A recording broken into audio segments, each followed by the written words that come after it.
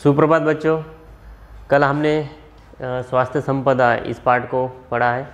तो हमने देखा कि कल कैसे जो महात्मा गांधी जी हैं वो अपने दोस्त को इस भोजन के बारे में, यानी जो खाना होता है हमारा सेहत के लिए कैसे अच्छा होता है और कौन सा अच्छा नहीं होता है, तो वहाँ उन्होंने बताया कि तुम्हारे शरीर को जो गुड़ की ज़रा भी आवश्यकता नहीं है और इसके बदले निर्दोष शुद्ध शहद लेना अधिक अच्छा है, परंतु जब तक मीठे फल मिल सकते हैं उसकी भी ज़रूरत नहीं है और दूध की मात्रा बढ़ाना अच्छा है।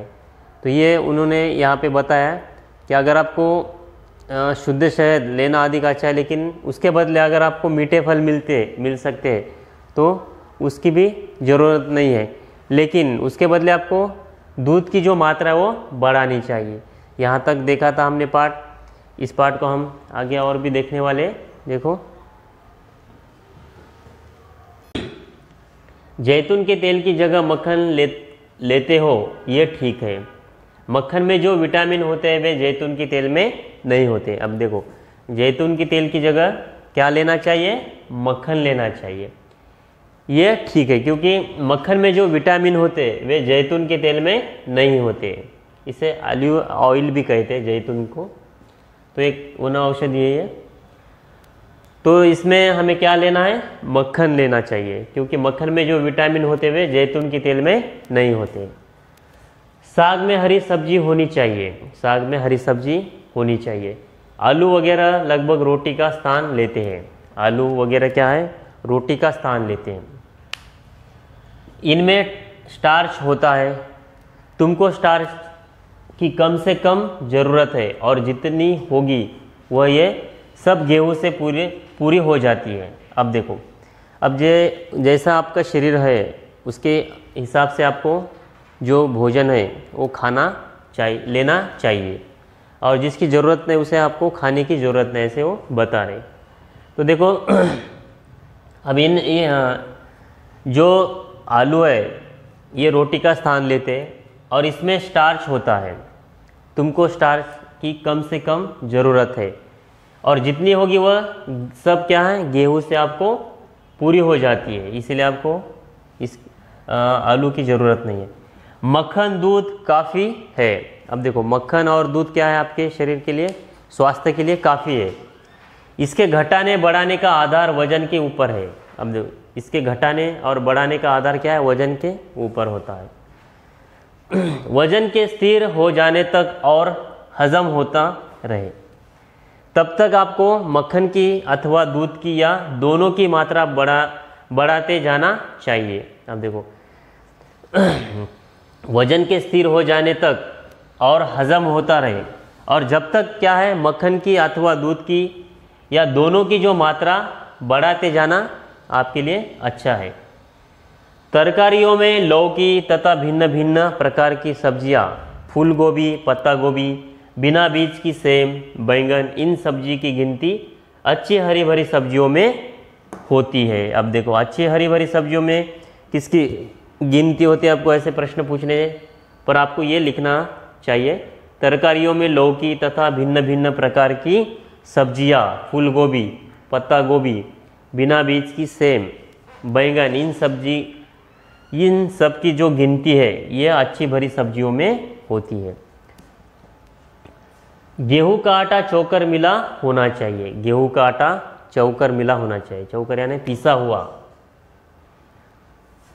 यदि गेहूं बिल्कुल साफ करके पीसा गया हो तो उसका कोई भी अंश नहीं फेंकना चाहिए। अब देखो, यदि गेहूं का जो बिल्कुल साफ करके पीसा गया हो तो उसका कोई भी जो अंश होता है उसे फेंकना नहीं चाहिए।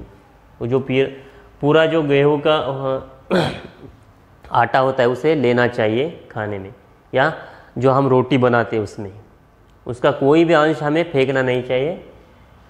आगे देखो, फल में ताज़े अंगूर, मौसम्बी, संतरा, अनार, सेब, अनानास लेने योग्य हैं। अब देखो, फल में क्या क्या हमें ज़रूरी है? अंगूर, ताज़े अंगूर, मौसम्बी, संतरा, अनार, सेब, अनानास लेने योग्य है। आजकल तो प्रयोग अमेरिका में हो रहे हैं, उसमें मालूम होता है कि एक ही साथ बहुत सी चीज़ें नहीं मिला देनी चाहिए। अब देखो, हमें कभी भी ऐसा खाना नहीं खाना चाहिए कि उसके साथ हम सभी जो एक साथ नहीं खाना चाहिए।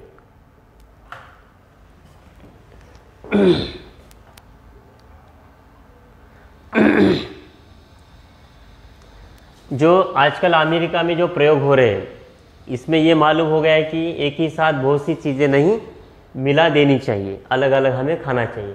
फल अकेला ही खाने चाहिए, जो फल होते वो अकेले ही खाने चाहिए, उसके गुण बढ़ते हैं। भूखे पेट खाना तो सर्वोत्तम है। देखो, फल हमें सवेरे भूखे पेट हम जब खाते हैं तो उसकी जो मात्रा होती है वो बढ़ जाती है, तो उसे खाना सवेरे अच्छा होता है, सर्वोत्तम होता है। अंग्रेजी में कहावत भी है कि सुबह का फल सोना और दोपहर का चांदी होता है। देखो, सुबह का फल जो हम खाते हैं वो सोना होता है और दोपहर का चांदी होता है। इसीलिए पहला खाना अकेले फल का होना चाहिए, और जो पहला हम खाना खाते हैं वो किसका होना चाहिए? फल का होना चाहिए, वो सोना जैसे होता है। क्या तुम सुबह गर्म पानी पीते हो? सुबह गर्म पानी पिए तो हर्ज नहीं है। सुबह हमें गर्म पानी जो है पीना चाहिए, वो शरीर के लिए अच्छा होता है।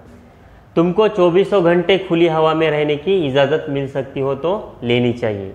अगर देखो, सवेरे हम 24 घंटे जो खुली हवा लेते हैं तो वो लेनी चाहिए, वो सेहत के लिए अच्छी होती है।